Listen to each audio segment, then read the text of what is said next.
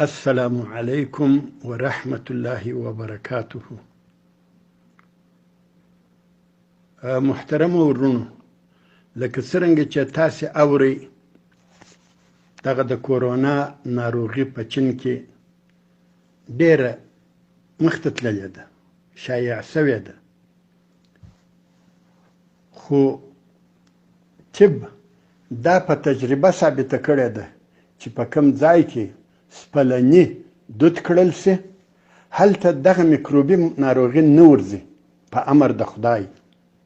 دا خواص هم الله جل جلاله پکښې کې ایښي دي.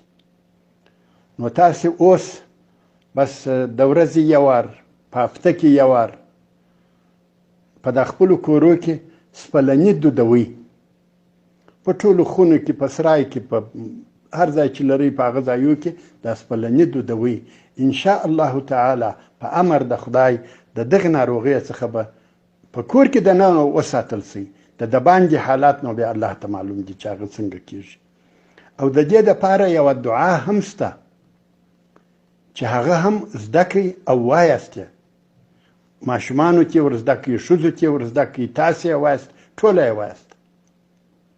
هغه دعا داسې ده: اللهم إني أعوذ بك من البرص والجنون والجذام ومن سيء الأسقام.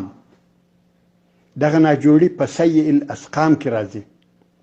نو دغه دعا هم زده کړئ، دغه هم وایاست، پر ځان یې چوکئ، سهار و ماښام یې وایاست، د سهار تر لمانځه وروسته، د ماښام تر لمانځه وروسته، یا د مازدیګر تر لمانځه وروسته، او هغه دغه دودوي. ان شاء الله تعالی د دغه ناروغۍ څخه به مو الله جل جلاله په امان کې وساتي.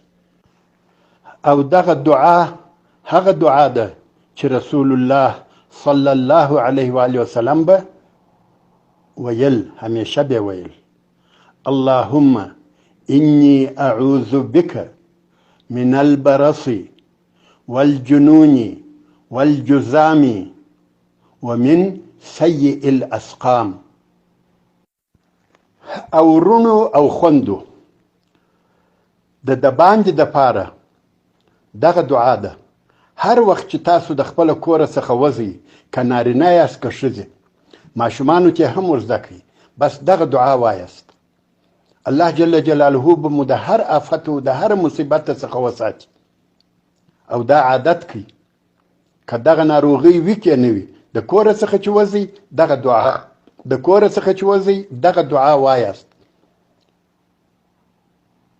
دا به ان شاء الله تعالی ستاسې د ساتنې دپاره لوی سبب وي.